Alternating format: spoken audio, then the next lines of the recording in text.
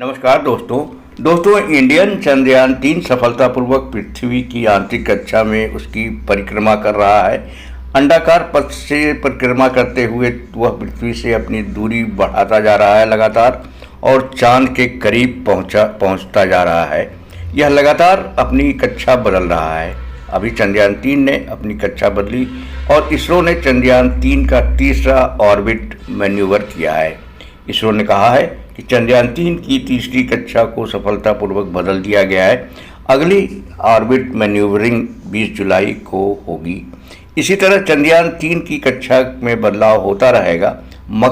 इसका मकसद यह है कि 31 जुलाई तक चंद्रयान-3 पृथ्वी से 1 लाख किलोमीटर दूर पहुंच जाए। 5-6 अगस्त को चंद्रयान-3 चांद की कक्षा में प्रवेश के लिए तैयार होगा। 17 अगस्त को प्रोपल्शन सिस्टम लैंडर रोवर से अलग हो जाएगा। मॉड्यूल से अलग होने के बाद लैंडर और रोवर को चंद्रमा की 100 × 30 किलोमीटर की कक्षा में लाया जाएगा। विक्रम लैंडर के चारों पैरों की ताकत इस बार बढ़ाया गया है, काफ़ी ताकतवर बनाया गया है। उनके पैरों को नए सेंसर्स लगाए गए हैं, नया सोलर पैनल लगाया गया है। पिछली बार चंद्रयान-2 की लैंडिंग साइट का क्षेत्रफल 500 मीटर × 500 मीटर चुना गया था।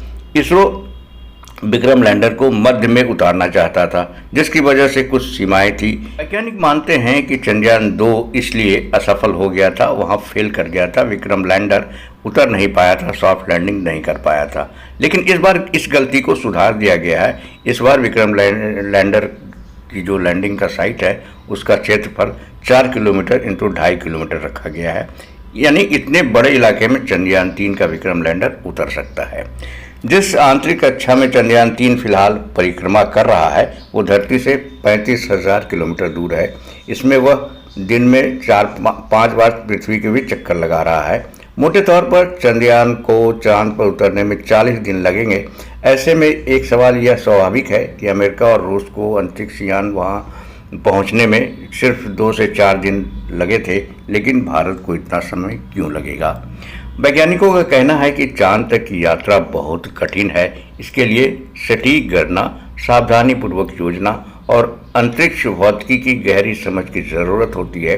पृथ्वी के चारों ओर परिक्रमा की कक्षा अंडाकार है, जिसका अर्थ है कि पृथ्वी से इसकी दूरी बदलती रहती है। अंतिम बिंदु पर चंद्रमा पृथ्वी से 3,63,104 किलोमीटर दूर है। अपने सबसे दूर बिंदु पर यह 4,05,696 किलोमीटर दूर है। दोस्तों, वैज्ञानिकों ने वह वजह भी बताई है जिस कारण से चंद्रयान-3 को 40 या 42 दिन लगेगा और अमेरिका रूस 2 से 4 दिन तक चांद तक पहुंच जाते हैं। वैज्ञानिक बताते हैं कि भारत के रॉकेट इतने शक्तिशाली नहीं हैं कि वे सीधे चंद्रमा पर अपने अंतरिक्ष यान को भेज सकें। इसके बजाय इसरो एक घुमावदार रास्ते का उपयोग करता है जो पृथ्वी के गुरुत्वाकर्षण का लाभ भी उठाता है।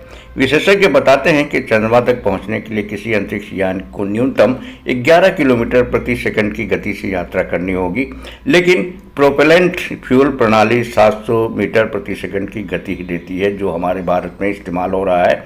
प्रोपेलेंट ईंधन से चलने वाले इंजन उतना ताकतवर नहीं होता। अगर चंद्रयान को ले जाने वाले अंतरिक्ष यान में सैटर्न V जैसा शक्तिशाली इंजन होता तो वह भी एक बार में चंद्रमा तक पहुंच सकता था। दोस्तों, चंद्रयान से जुड़े हुए हर अपडेट के लिए हमारे चैनल से जुड़िए, इसे सब्सक्राइब कर लिए।